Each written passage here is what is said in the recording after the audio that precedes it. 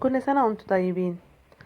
هنعمل مع بعض النهاردة كحك العيد الدايب على البارد زي المحلات بالظبط، ويمكن أحلى كمان، بطريقة سهلة وبسيطة. والمكون هو ده اللي هيطلع معاكي كحك طعم تاني خالص. هنعرف هو ايه. يلا مع بعض هنقول المقادير. هنعمل كيلو دقيق بس معانا.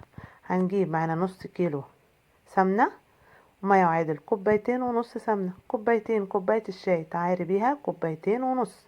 كوبايتين ونص يعني نص كيلو. حطينا كوباية، وادي التانية ونص كمان، يبقى نص كيلو ما يعادل 500 جرام سمنة. قد ايه؟ كوبايتين ونص. والكحك لازم يتعمل بالسمنة، ما ينفعش زبدة. عايزة تعمليها سمنة كلها بلدي تمام، عايزة تخلطيها كمان هيبقى حلو قوي. انا هنا عاملاها سمنة متخلطة بقري على نباتي. حاطة كوبايتين بقري على نص نباتي، وهتكون بدرجة حرارة الغرفة، ولا سايحة قوي ولا متجمدة في التلاجة. هنقلب السمنة وهننزل بقى بالمكون اللي بقولك عليه ايه هو. كوباية زبادي. شايفين؟ كوباية زبادي. هنعاير نفس الكوباية اللي عايرنا بيها السمنة.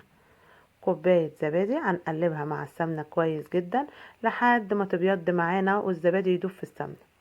هنقلب بالمضرب السلك اليدوي، او لو عندك مضرب كهرباء اضربي. شايفين بعد ما ضربتها 10 دقايق شكلها بقى عامل ازاي؟ هو ده اللي احنا عايزينه. بس. وهنجيب معانا كيلو دقيق. انا هنا مستخدمة دقيق كحك وبسكوت عشان يطلع معاكي نتيجة مضمونة. لو انتي ضامنة الدقيق اللي بتجيبيه من عند العطار تمام. وهننزل بقى بالدقيق على الخليط اللي احنا عملناه، السمنة والزبادي. هننخل شوية شوية، هننخل نص الكمية ونقلبها. شايفين؟ ادي انا هنا نخلت نص الكمية، هقلبها. الكحك مش عايز عجن، الكحك بس يعني ايه، ندخل المكونات في بعضها. شايفين؟ هقلب الدقيق، هنزل بباقي الكمية التانية، هنزل بباقي الدقيق. هنقلبه مع بعض وهنخل الباقي. وبعد ما ندخل باقي الدقيق هحط ايه؟ هحط معلقة كبيرة بيكنج باودر. الكحك على البارد ما بياخدش خميرة، الكحك على البارد بيتعمل بالبيكنج باودر بس. شايفين؟ اهي معلقة بيكنج باودر. هحطها في المنخل السلك، وهنخلها كمان عشان لو فيها اي تكتلات. وكمان ايه؟ ذرة ملح. هنحط ذرة ملح. الكحك بقى المقدوح هو اللي بيتحط له خميرة، لكن الكحك اللي على البارد بيتحط له ايه؟ بيتحط له بيكنج باودر بس. وندخل. شايفين طريقة العجن؟ انا ما بديش بوكسات، انا بلم بس، بلم الدقيق، بدخل المكونات في بعض بس. الكحك ما ينفعش يتعجن. وبعد ما لميته كويس هنختبر العجينة. شايفين؟ ما شققتش ولا اي حاجة، يبقى كده مظبوط. مش عايزة دقيق ولا عايزة اي حاجة. انت الدقيق تحطيه تدريجي، ما تنزليش الكيلو مرة واحدة. هنعمل هنا بقى الحشوة. انا جايبة معايا ملبن، جبت ملبن وهحط عليه معلقة سمنة عشان يبقى الملبن طري معايا وما ينشفش في قلب الكحك.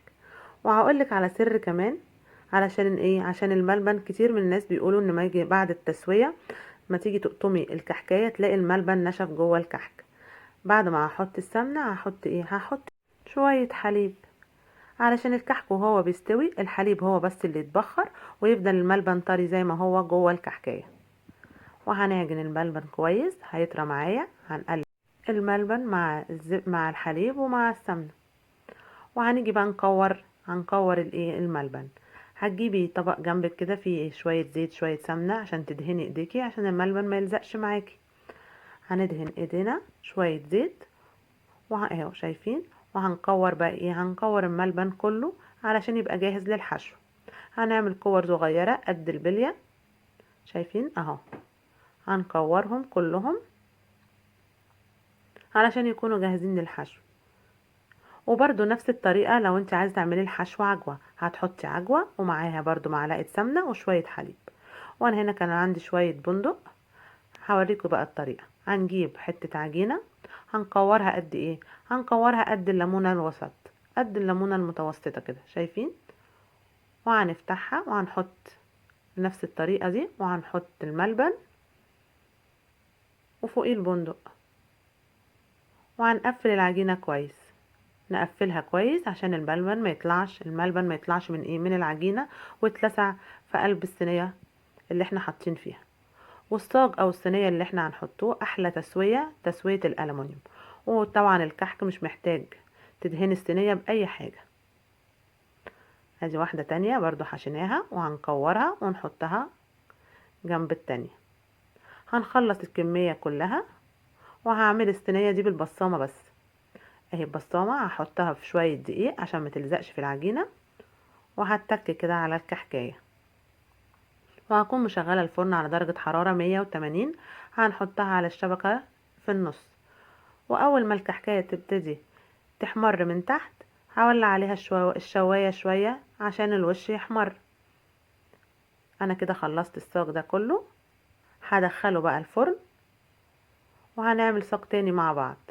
هوريكم بقى طريقة النقش، طريقة سهلة خالص وبسيطة. ادي كورة حشينها، عجينة دي حشيناها الملبن بتاعنا او العجوة. هجيب المنقاش، هعمل 3 كده بالطول و3 بالعرض، وكمان نلفها نجيب في وش اللي بالعرض بالطول. ادي 3 بالطول وفي وش اللي بالطول بالعرض. شايفين شكلها حلو قوي. هعمل معاكم واحدة كمان تانية 3. دي طريقة تانية، دي خط بالطول في النص. شايفين زي شكل الزائد، وفي كل بينهم وبين بعض هاخد نقشة. شايفين هتبقى شكل الوردة. سهلة خالص. هنعمل مع بعض كمان واحدة. ادي واحد اهي خط بالطول، وهنعمل زيه خط بالعرض اهي بقت زائد بس. وفي كل مثلث واحدة، وفي كل حتة صغيرة برضو شرطة صغيرة. شايفين نلفها زي الوردة. دي نقشة. والنقشة التانية اللي انا وريتها لكم، في اشكال نقشات كتير، والنقشة التانية اللي انا بحبها سهلة جدا 3 بالطول، وبعدين في وشها 3 بالعرض، وفي وش اللي بالطول 3 بالعرض اهو. شايفين سهلة خالص وشكلها حلو جدا. بس وبعد ما خلصنا وسوينا الكحك وبعد ما طلع، شايفين لازم نسيبه يهدى خالص قبل ما تطلعيه من الصينية بتاعتك علشان ما يتكسرش معاكي. وطريقة الحفظ طبعا علبة بلاستيك كويسة تحط فيها كيس، وبعد ما الكحك يبرد خالص هتحطيه في العلبة وتقفلي عليه كويس جدا. شايفين شكله بجد طعمه تحفة. احنا عملنا الكحك على البارد بالزبادي بطريقة سهلة وبسيطة جدا، من غير ريحة كحك ولا اي حاجة. مش محتاج ولا روايح كحك ولا محلب ولا اي حاجة. ان ريحة الزبادي والسمنة فيه طالعة ريحته تحفة. كل سنة وانتم طيبين.